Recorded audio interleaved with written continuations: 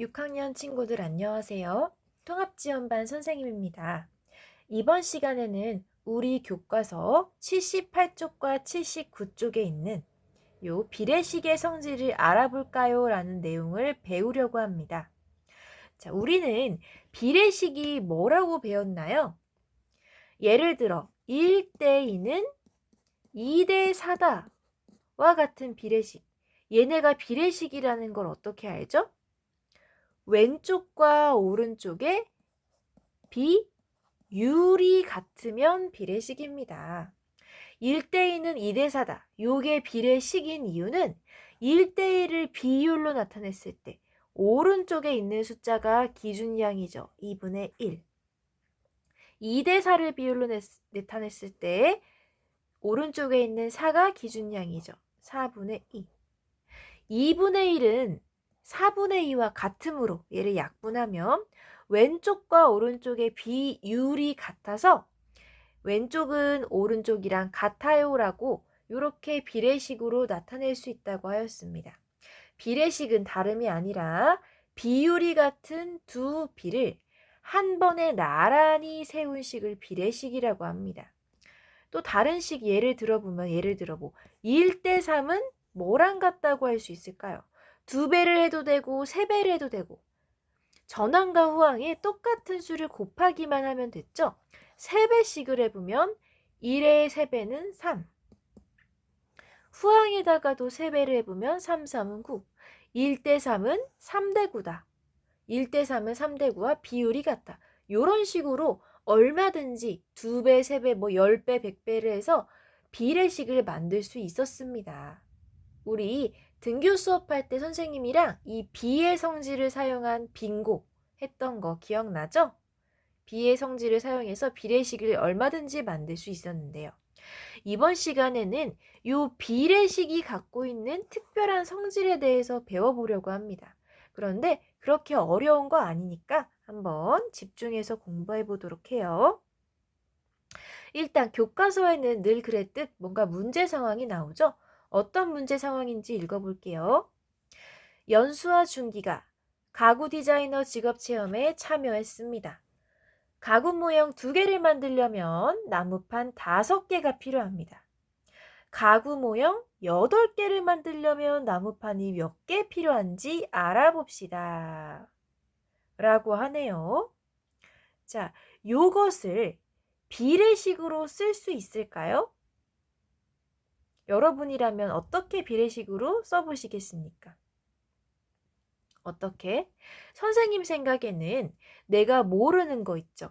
가구 모형 8개 만들 때 필요한 나무판의 개수. 이 모르는 것을 물음표 또는 네모로 나타내서 비례식을 써보면 좋겠는데요. 어디에다가 쓸 거냐면 여기 밑에 있죠. 가구 모형을 2개 만들 때와 8개 만들 때 가구 모형 수와 필요한 나무판 수의 비로 비례식을 세어보세요. 여기에다가 한번 써보면 좋을 것 같습니다. 자, 숫자 정리해보면 가구 모형 2개 만들 때는 나무판이 5개가 필요하다고 했고요. 비율을 똑같이 유지하면서 가구 모형 8개 만들 때는 나무판이 몇 개 필요한지 물었습니다. 2대 5는 8대 어쩌구 라고 식을 세어보면 되겠죠. 아래다가 여기 비례식을 세어보세요. 요 부분 있죠? 여기다가 쓰는 거예요. 2대 5는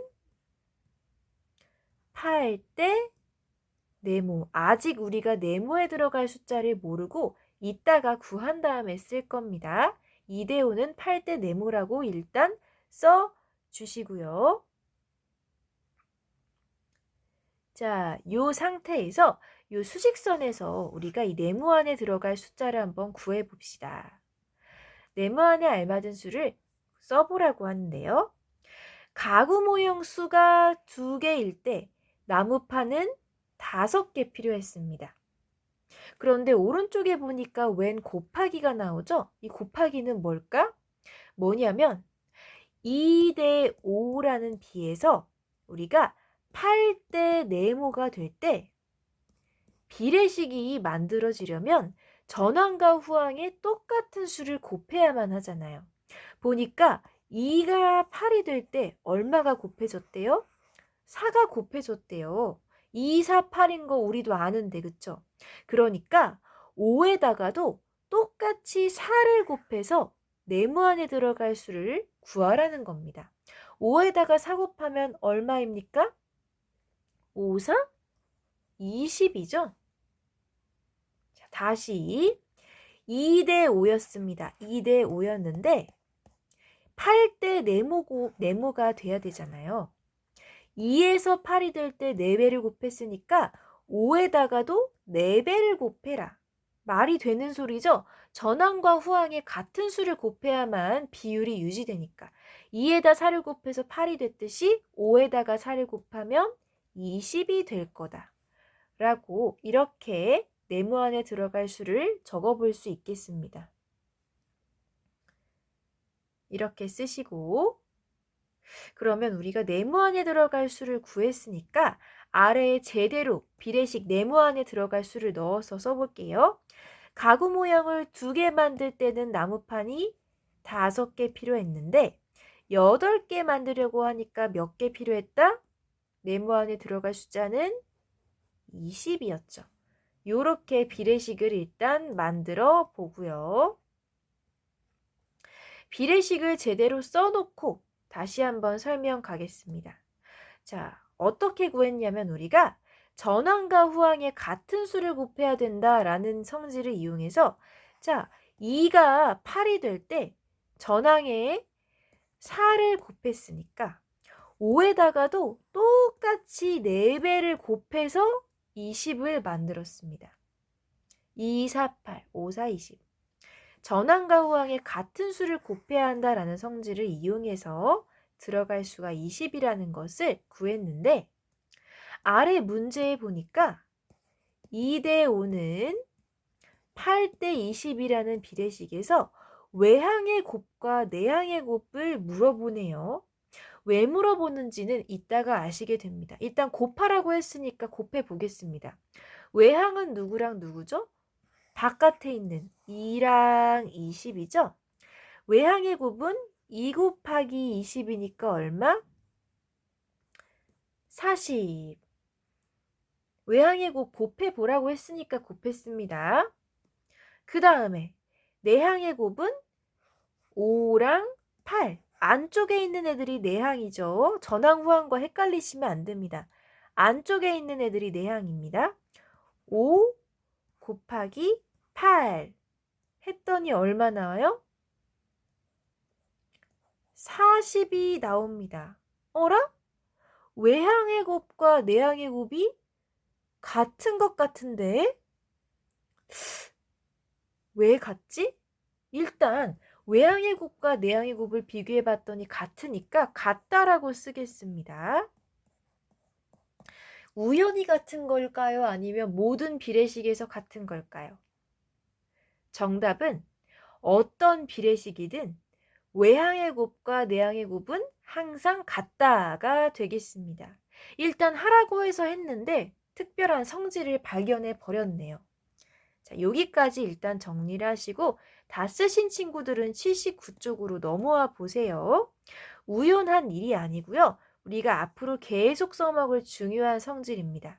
어떤 비례식이든 외항의 곱과 내항의 곱은 항상 같습니다. 이거는 외우시면 됩니다. 그냥 우리가 아까 썼던 식 가구 2개를 만들 때 나무판이 5개 필요했는데 8개 만들 때 몇 개 필요하니? 이 과정을 우리는 2에다가 똑같은 수 4를 곱해서 8이 됐듯이 5에다가 똑같은 수를 곱해서 20이 됐어.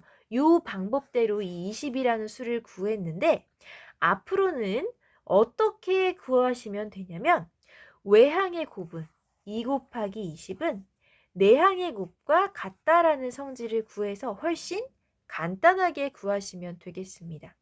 다시 뭐라고요? 외항의 곱은 내항의 곱과 같아. 바깥쪽에 있는 애들끼리 곱하면 안쪽에 있는 것끼리 같아. 요 성질로 이제부터는 구하시면 됩니다.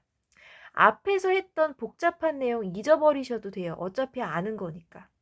이제부터는 비례식에서 모르는 숫자가 있을 때 외항의 곱이 내항의 곱과 같다라는 성질을 이용해서 구하시면 되겠습니다. 자, 이게 무슨 소린가 싶고 이해가 안 되실까 봐 연습 문제를 풀어 보겠습니다. 79쪽에 여기 2번 문제. 지혜는 가로가 15cm인 책상 모형을 만들었습니다.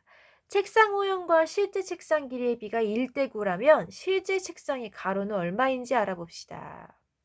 모르는 거. 실제 책상의 가로를 네모로 두고 비례식을 세워보래. 어떻게? 실제 책상 길이를 지금 모르고 있죠. 그쵸? 어떻게 세울 거냐면 주어진 비율이 1대 9니까 1대 9와 비율이 똑같은 1대 9와 비율이 똑같은 새로운 비를 써서 식을 완성해 보도록 하겠습니다. 여기에 문제에서 책상 모형의 가로의 길이 15라고 했으니까 이렇게 써주고 실제 책상의 가로의 길이는 모르니까 네모라고 써주면 식 완성. 한번 따라 써보세요. 자, 어떻게? 1대 9는 15대 네모다 라고 식을 한번 써보세요. 왜 1대 9는 15대 네모라고 썼는지 문제를 보면서 설명하겠습니다. 지금 우리가 쓴 식은 무엇 대 무엇이냐면 모형과 실제 비를 쓴 겁니다. 그쵸? 모형과 실제 책상 길이의 비가 1대 9라고 문제에서 알려줬는데 지혜가 만든 모형의 가로 길이가 15cm. 이 경우 실제 책상의 가로 길이를 구하라고 했으므로 주어진 비 1대 9의 비율을 지키면서 15대 네모라고 새로운 비를 쓴 겁니다. 지저분하니까 1대 9는 15대 네모라고 위에다가 제대로 쓸게요. 모형과 실제의 비가 1대 9. 모형이 15cm일 때 실제 길이는 몇 cm일까? 이렇게 식을 썼고요. 외항의 곱은 내항의 곱과 같다라는 성질을 이용해서 이 네모를 구해봅시다. 일단 외항의 곱은 1 곱하기 네모죠. 외항의 곱을 곱셈식으로 나타내라고 했으므로 1 곱하기 네모라고 쓰고요. 그 다음 내항의 곱은 9 곱하기 15죠. 9 곱하기 15 따로따로 써주시고 두 곱셈식을 이용해서 네모의 값을 구하라고 하였으므로 어떻게 식을 쓰면 될까요? 1 곱하기 네모는 9 곱하기 15다. 1 곱하기 네모는 9 곱하기 15다. 이렇게 식을 써주시면 되겠습니다. 식을 다 썼으면 이제 구하기만 하면 됩니다. 여기까지 차근차근 써주시고 아래에 실제 책상의 가로, 즉 네모를 구하라고 했으니까 요 식까지 쓰셨으면 선생님은 이제 계산하러 가볼게요. 1 곱하기 네모는 9 곱하기 15다라고 쓰셨나요? 자, 선생님 지워도 되죠? 요 상태에서 이제 계산 들어갑니다. 1 곱하기 네모는 9 곱하기 15다. 1 곱하기 네모하면 그냥 네모죠. 1 곱하기 네모는 네모가 한 번 있다는 뜻이니까. 네모는 얼마? 자, 9 곱하기 15 한번 해볼까요? 위에다가 쓰시면 5, 9, 45. 1 곱하기 9는 9에다가 4 받아 올림하면 135. 네모는 135가 되겠습니다. 즉, 실제 책상의 가로 길이는 135cm가 되겠네요. 이렇게 구해 봤습니다. 자, 그러면 원래의 비례식. 자, 모형과 실제 비를 우리는 궁금해서 비례식으로 구했는데요. 모형과 실제 비가 1대 9인데 지혜가 만든 모형의 가로 길이는 15였고 우리가 구한 실제 책상의 가로의 길이는 135로 구했습니다. 내가 이 계산을 맞게 했는지 궁금하다면 내항과 외항의 곱을 비교해 보면 되겠죠. 자, 외항 1 곱하기 135, 내항 9 곱하기 15. 과연 같은지 계산을 해보면 1 곱하기 135는 그냥 135일 거고 9 곱하기 15는 역시 135로 내가 여기 들어갈 요 실제 책상의 길이를 맞게 구했다라는 것을 알 수 있습니다. 이렇게 실제 책상의 가로 길이를 외항의 곱은 내항의 곱과 같다라는 성질을 이용해서 구해 보았고요. 자, 그러면 아래에 있는 연습 문제를 풀어 봐야겠죠. 비례식을 모두 찾고 그 이유를 설명해 보라고 했는데요. 자, 전항과 후항의 같은 수를 곱해야 된다. 이 방법은 이전 차시에 써먹었으니까 이번에는 순수하게 외항의 곱과 내항의 곱을 비교해서 비례식인 것을 찾아보겠습니다. 자, 3대 8은 9대 24다. 자, 외항 누구? 3 곱하기 24. 자, 내항 누구? 8 곱하기 9. 이 둘이 같은지 한번 비교해 보면 되죠. 자, 3 곱하기 24 해볼까요? 자, 3 곱하면 4, 3, 12. 2 올라가고 2, 3은 6, 72. 8, 9, 72. 외항과 내항의 곱이 같네요. 자, 그럼 3대 8은 9대 24다? 비례식 맞죠? 딩동댕. 첫 번째 3대 8은 9대 24다는 외항의 곱과 내항의 곱이 같으므로 비례식 맞다라고 찾을 수 있겠습니다. 됐죠? 자, 그러면은 이 상태에서 오른쪽에 있는 이 15대 6은 5대 3이다. 이 식이 과연 비례식이 맞는지도 알아보겠습니다. 자, 외항의 곱과 내항의 곱 구할 때 빠르게 한번 구해보겠습니다. 6, 5, 30. 자, 15 곱하기 3 하면 5, 3, 15. 올라가고 45. 오라, 외항의 곱은 45인데 내항의 곱이 30이네. 그럼 이거 맞는 식인가요?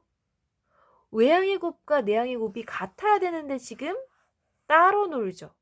그럼 이 친구는 외항의 곱이 내항의 곱과 다름으로 비례식이 아니다고 할 수 있겠습니다.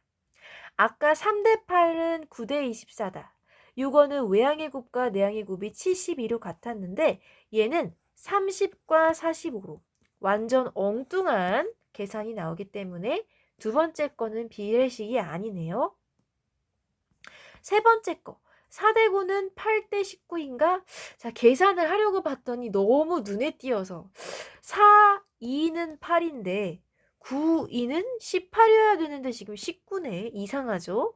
외항의 곱과 내항의 곱 해보겠습니다. 자, 9, 8은 72. 4 곱하기 19가 과연 72가 나올지 한번 해볼게요.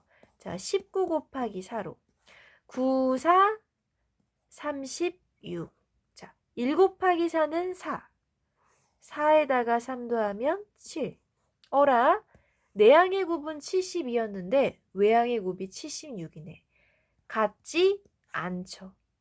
외항의 곱과 내항의 곱이 다르면 얘네는 비례식 아닙니다. 자, 세 번째 것도 비례식이 아닌 걸로 탄로난 가운데 8대 28은 2대 7. 요거는 비례식이 맞는지 한번 기대를 걸어 볼게요. 자, 쉬운 것부터 합니다. 외항 8, 7에 56. 내항의 곱도 56이 나오길 바랍니다.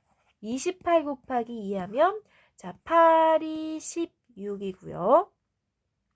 2는 4에다가 1 더하니까 5. 우와, 드디어 외항의 곱 56이 내항의 곱 56과 같은 것도 찾았네요. 그쵸? 자, 그러면 정리해 보면 외항의 곱이 내항의 곱과 같았던 친구는 1번과 4번 두 개를 우리가 찾을 수 있네요. 비례식인 것에 여러분 동그라미 해주시고 그 이유를 써봅시다. 왜 얘네가 비례식이라고 할 수 있어요? 외항의 곱이 뭐와 같다고? 내항의 곱과 같기 때문이다. 비례식이라면 외항의 곱이 내항의 곱과 같아야 되는데 계산해보니까 같은 애들이 두 개가 밖에 식이 없었어. 그렇기 때문에 우리가 요 두 개가 비례식이에요 라고 이야기를 할 수 있겠죠. 자, 요렇게 우리가 이번 시간에 비례식의 중요한 성질 공부해 봤습니다. 복습이 아니고 비례식에서는 외항의 곱과 내항의 곱이 같다. 요 중요한 성질을 앞으로 익힘책과 학습지를 통해서 복습하려고 하니까요. 여러분 앞으로도 열심히 성실하게 강의 들어주시기 바랍니다. 이번 시간 영상은 여기서 마치도록 할게요. 다음 시간에도 선생님 따라서 열심히 공부해 주세요.